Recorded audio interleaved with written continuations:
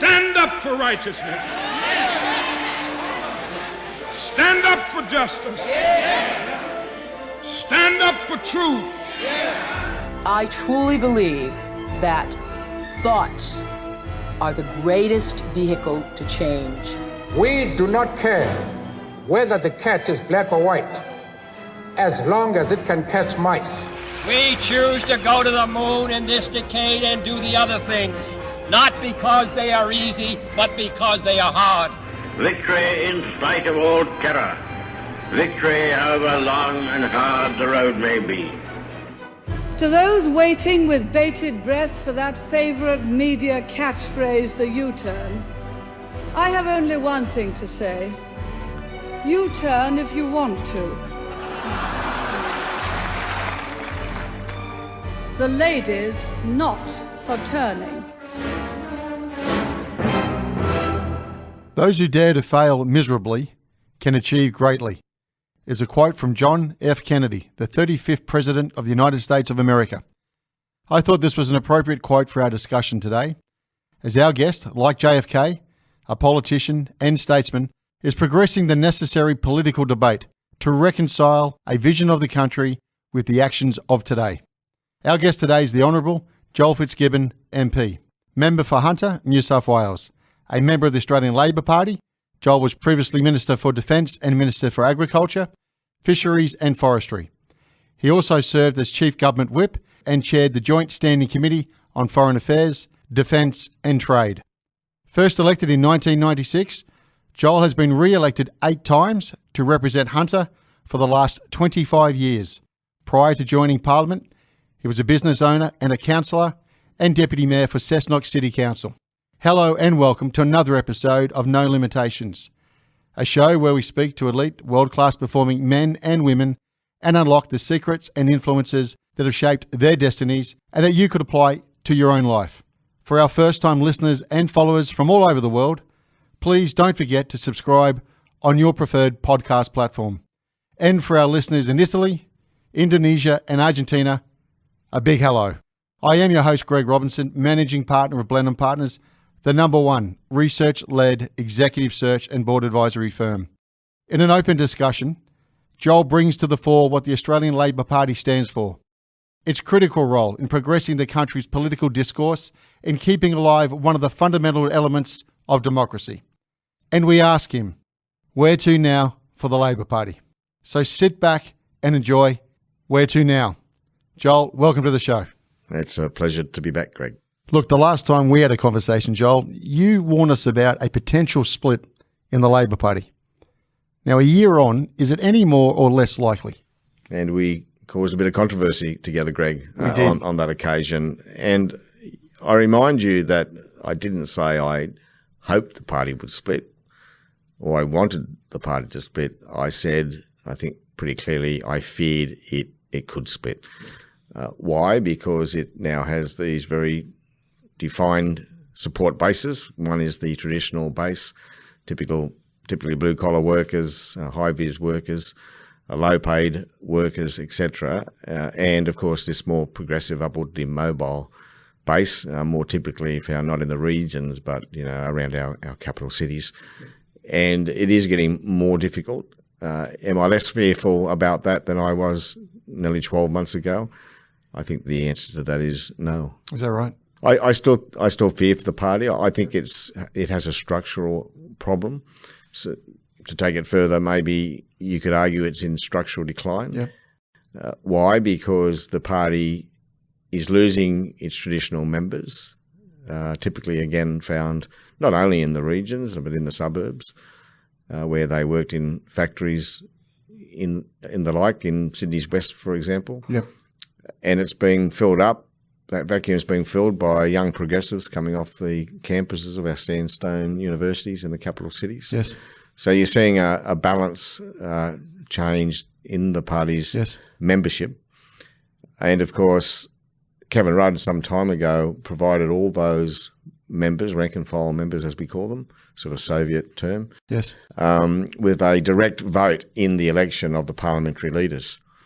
Now, that means that to become or to hope to become the parliamentary leader, either at state or federal level, you really have to appeal to those progressives, some which I have described as excessive progressives.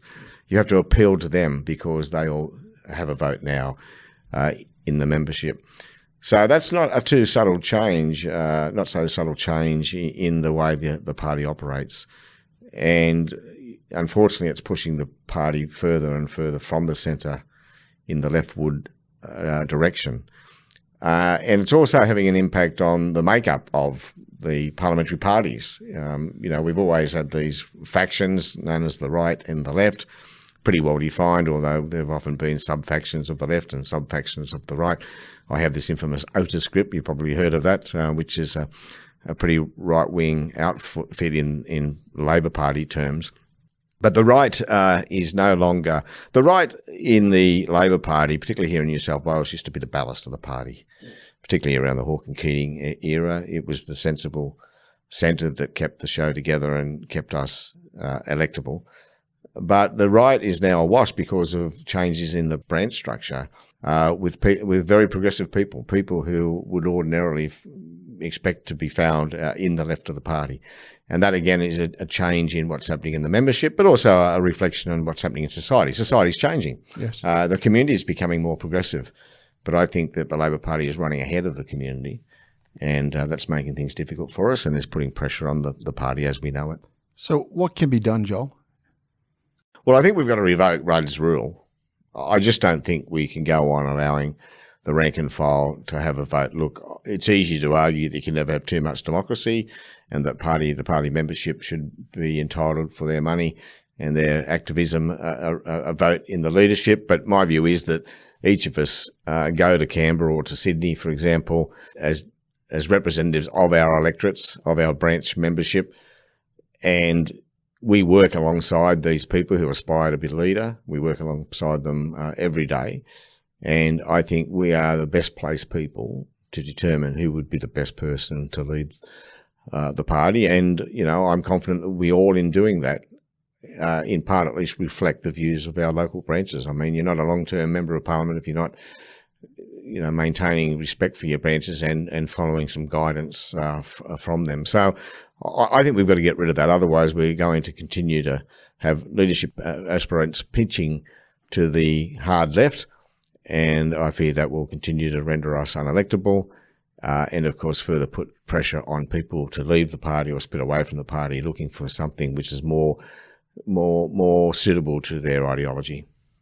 So for those who care about the party, can I ask, after the recent, loss in the New South Wales by-election for the Upper Hunter, what is the type of review undertaken by the Labor Party? How serious and how penetrating is it? Well, the Labor Party had a very substantial review after the last federal election, and it made some pretty significant recommendations, and they were good recommendations. The question becomes, have we followed any of them? And I'll put it to you, not much has changed. I think Anthony Albanese understands that we have to get the party back further to the centre, and he's moderated some of the language, and he's got a bit of some of the class warfare that we encountered or were, I suppose, responsible for at the last election. So he's done some things. But, Albo, like all of us, is a creature of where he comes from. Yeah. He represents Marrickville and the like. I represent Singleton and Muswellbrook and Cessnock, and they are two very different electorates.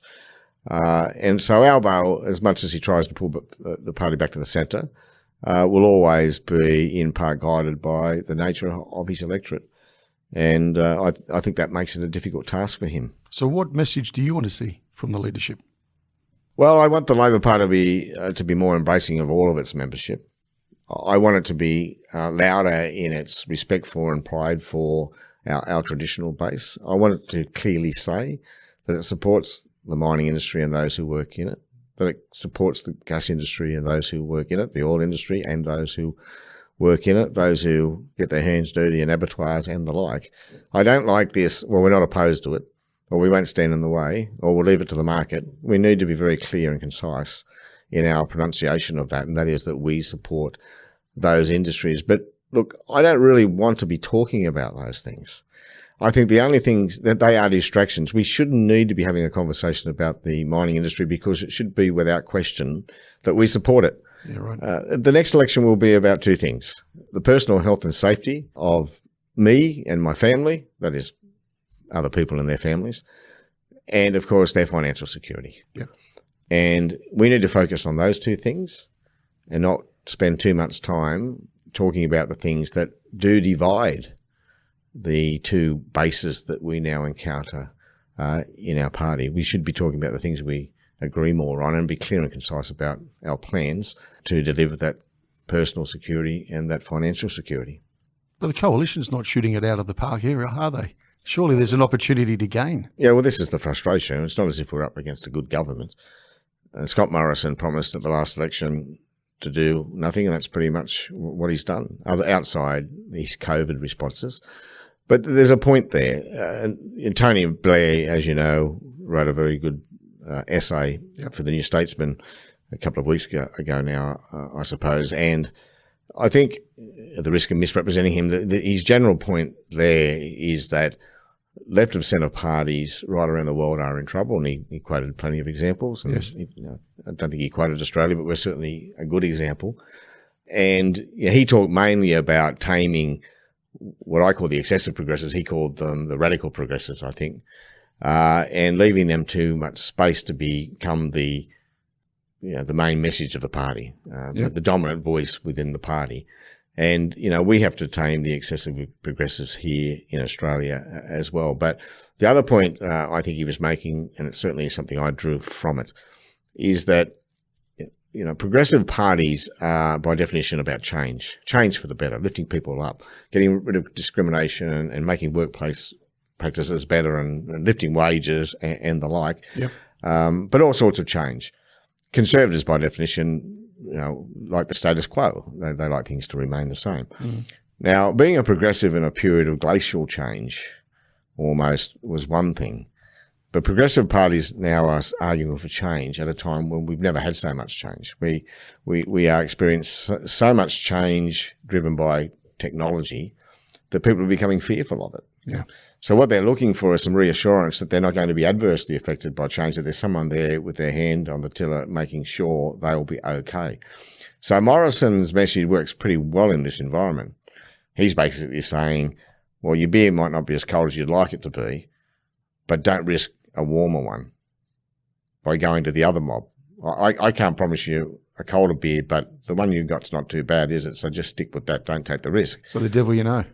So, and the Labor Party, again, is still banging on about change.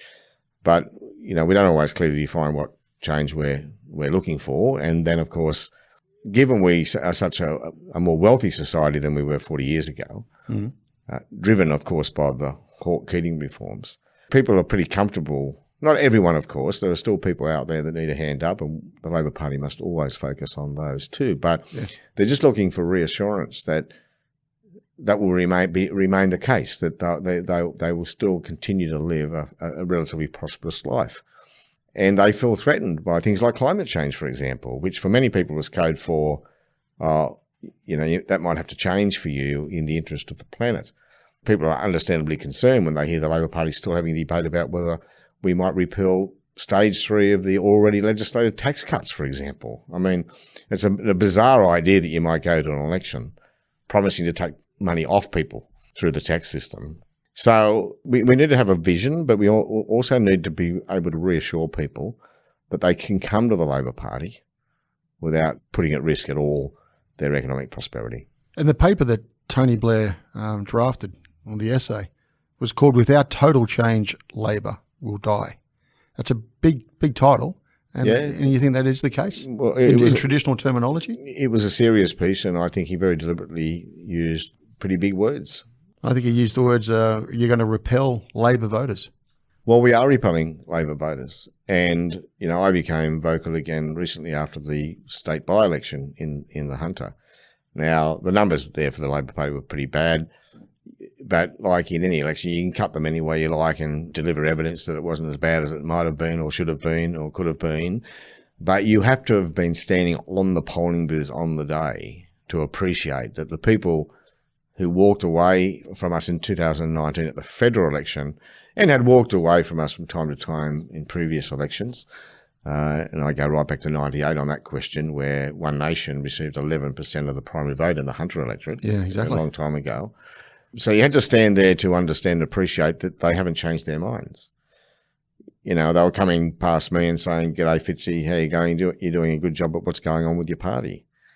Now I see you're against gas now, you know, because only days ago, in a moment of madness, political madness, the Labor Party decided it was going to oppose a $600 million investment in one of its marginal seats. And logic being what, Joel? What's the logic behind that argument? Purely ideologically driven madness over climate change. This is what this is all about. And when those coal miners in the Hunter region hear that, they hear a subliminal message about their own jobs. The Labor Party doesn't support people who work in fossil fuel industries. So what does the Labor Party stand for? Well, I like to think the Labor Party still stands for working people. And, you know, what are working people? Is that the message? Well, working people are everyone from, you know, the low-paid people working in aged care homes, or, you know, nurses in our hospitals, those who still work, you know, some more modern manufacturing plants, etc. And, of course, extends to the oil and gas workers and the coal workers, the power station generator workers, etc. So it's a pretty broad church. You know, I think you've just got to stand... You've got to have a template, you know. Like I like to talk about SAFE, like as an acronym. S is for security, you know, their health and their personal safety. A is for aspiration.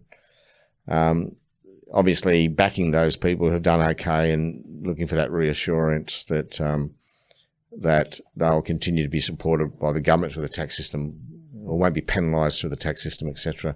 F is for fairness. You know, everything we look at, we should test against fairness. Now, the Labor Party, if nothing else, should be about fairness. And E is for the environment, not just the natural environment, but the question becomes: is the proposal we're all considering sustainable? Yeah, exactly. You know, so if you apply that template to every bill that comes before you, or any policy proposal that comes before you, and you stick to that, then you can't go wrong, and you're consistent. So we keep hearing net zero, net zero, net zero. What does it actually really mean, Joe? Well, the operative word there, of course, is net, meaning that your output of greenhouse gases is no greater than that which you are absorbing. So it doesn't mean you have to get emissions down to zero. It just means that you have to abate more. You have to absorb more, plant life, soil life, or capture it and bury it, as we do in carbon capture and storage in the fossil fuel industry. Now, I'm comfortable with net zero emissions for two reasons. There are so many governments and companies supporting it now. People will come to see it as a fairly normal thing and an achievable thing to do. It should not scare the horses. I mean, you get the right-wing nut jobs who are going to continue to say you can't do that without killing the economy. That's just not true. And Australia is a better place than most countries to do it, because we've got advanced technologies now, or nearing commercial technology in carbon capture and storage, which would be enormous. Imagine if you could capture the carbon out of all your coal-fired generators and gas projects. So that's a big game changer. And I think between now and 2050, we'll have that down pat, so we can get there, I think, pretty easily. But I don't think we spend enough time explaining what we mean by net zero emissions. And something else happened very recently. The International Energy Agency put out a report, which was misreported and misrepresented in my view. Saying, no less than the International Energy Agency has said that if you're going to get to net zero, you're going to have to have no more unabated power stations and no more gas projects, etc., etc., etc. And in my view, the IEA was doing something quite different than warning that, if you like, this is what we need to do. What they were saying is, hey, all you countries making these net zero emissions commitments, you haven't really got a plan to get there. And tell us what you would need to get there, because you might want to have a rethink. Yep. And there was even some tongue-in-cheek remarks in there, like it will mean walking one day rather than driving, or foregoing one overseas holiday. Now, if that wasn't tongue-in-cheek, I don't know what is. I think they were basically saying, don't make this commitment if you haven't worked out what this really means to get there, because this is pretty serious stuff. What should we be committing to then, Joel, in regards to discussions over at the G7? Well, I think we should be committing to net zero emissions, playing our part, but we're 1.3% of global emissions. Really. I mean, nothing, we could shut down our economy tomorrow, would make a jot of difference to the planet. But at the same, having said that, you can't expect to go to these forums internationally and be treated with respect if you're telling them what to do, but you're not doing it yourself. So we have to do our bit, and we can do it without harming our economy if we're sensible about it. And we don't need, the carbon tax or any sort of constraint on carbon, whatever you want to call it, I think is a 20th century solution to our now 21st century challenge. I think we're past that. We're well and truly down the technological path, which Morrison calls it. And, to even those who don't like that pathway, I say it's too late. We've already embarked on that pathway. Like in the Hunter Valley, we are leading the country in renewable energies. In addition to retaining our coal-fired generators other than Liddell, we are building a gas-fired power station, hopefully a pumped hydro power station. We have huge solar projects happening on the Liddell site and down on the old Curry hydro aluminium site. Yep. We have a huge battery storage investment in the pipeline on a place they call the Hunter Economic Zone. We are now a hydrogen hub. So, we are leading the country, but we can do all these things without forsaking the life of those existing coal-fired generators that remain in the mix. Yep. But if to get more renewables into the market, we'll need to keep those coal-fired generators there. Yep. And as they come out of service, as they age, we need gas-fired generators to put the firming power we need into the grid to keep it stable, to keep the lights on, to keep the wheels of industry turning, and of course, to keep the grid stable. And where does business really stand about the whole gas play? It's been pretty quiet out there. Well, first of all, I think the businesses everywhere, including resource companies, are signing up to net zero emissions because that's what they have to do. The shareholder activism and the community view more generally insist that they say, yeah, we're for zero net emissions too. The question becomes what they're doing about getting there. And some of them are doing not much. So you reckon? And countries like Japan, Japan's declared it's on track to zero net emissions, or it's aiming for net zero emissions, but they're building coal-fired power plants, Greg, as we speak. Yeah, exactly right. Closer to home, what's happening in New South Wales? A few changes now in leadership here? Yeah, tough times for Labor in New South Wales too, and another bad election loss. Gladys Berejiklian, like all premiers, is enjoying the advantages of incumbency during COVID, and she's done a pretty good job by any measure. So she's going to be very, very hard to beat. I feel for Jodie McKay. I thought Jodie McKay had a good narrative, looked good, sounded good, and it's a real shame that she's had to fall on her sword. Chris Minns, I don't know well, but he's from the right of the party, which pleases me, and I hope he's someone that can take us back to the centre and away from this obsession with all things environment and the like. And the environment's important, but we have to have the balance right. So I'm confident he can take us there, but we'll see how he goes over the coming months. And Joel, over the last 12 months, you had a chance to stand back and look at how the states have been responding to the challenge of COVID. As a nation, have we been smart? Have we really played it really well, or have we been a little bit behind the eight ball in the sense of really connectivity? And there seems to be fiefdoms up and down the country. Well, we're an island. That's been our biggest advantage, and we shut our borders and we kept everyone else out and the virus with them in the main. Yeah. The federal government stuffed up the quarantining a fair bit, and we had some breakouts that caused more lockdowns. The big debate has been, of course, about whether lockdowns were too harsh and at times necessary. But I think the result is evidence that it was the right thing to do. But we can't keep locking down people. We have to achieve broad scale vaccination, and the government hasn't been doing much of a job of that. I think most people would agree, and the polls say that too. We need to tidy that up, and if we can tidy both quarantine and vaccination up, then hopefully in the not too distant future we can get on with some form of normality. And to answer your question, there's no doubt that Australia is the best place in the world to be, if not always, certainly now. And Joel, if the ALP is moving more and more to the left, according to Tony Blair, and we're seeing it here in this country, in all honesty, what chance do you have, or does the ALP have, of securing victory in the next election? Well, in the Westminster system, which is a 2-horse race, each of the jockeys always has a chance. There is no doubt about that. But you'd have to say that Labor continues to struggle at a national level here. People say, well, Labor Party must be going all right. Look at Mark McGowan and Anastasia Palaszczuk. Yeah. 2 points about that. State elections are different matters based on different issues. Also, some states are naturally Labor states and always have been. Some are not. Nationally, we've never been the natural party of government. We haven't been in government much in our history. The Hawke Keating years, of course, were the exception to the rule, but they stuck very, very much to the centre, if not centre-right. Yep. They gave Pip that reassurance they were looking for, that you can vote for the Labor Party and it will be okay. It's not going to change your life, and in fact, it might be even better. We've only won government from opposition 3 times since the Second World War. Yeah, it's tragic, isn't it? And on each occasion that happened, we had messiahs leading us: Whitlam, Hawke, and Rudd. Rudd was a very, very popular character in the lead up to that 2000 election campaign, and very well known. We don't have a messiah at the moment. Albo's a mate of mine. He's a great guy, very solid, and all of that. But like me, he's not a messiah. He's not a Gough Whitlam or a Bob Hawke. Having said that, I think Bob Hawke would be struggling in this COVID environment where incumbency is so powerful. But the fact is that we are not the natural party of government. They only come to us when they're tired of or angry with the other mob, and we don't look too scary. And our first quest really is to not look scary.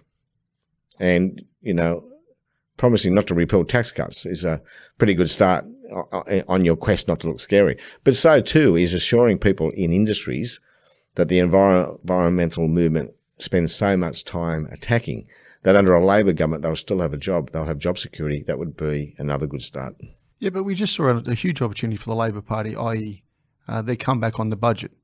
Now, there wasn't a lot of reform done by this government. Most people would argue the coalition has enormous opportunity to bring through for reform. Yeah, but where was the argument back, or the ideas, or the vision you just talked about? But I can't have it both ways. I can't say that we've got to be careful not to look scary, and then suggest that we should have big ideas out there that are going to change things too much at a time when change is all around us. Now, Stephen Listley, in a recent piece in the Australian newspaper, made a good point. He said maybe Labor could have outflanked Scott Morrison on the right by promising to do something about this enormous budget deficit that Scott Morrison has produced on his watch, which will be paid for by future generations, my kids, your kids, our grandchildren. Now, that was a big idea, which would be not just centre, but to the right of centre, arguably.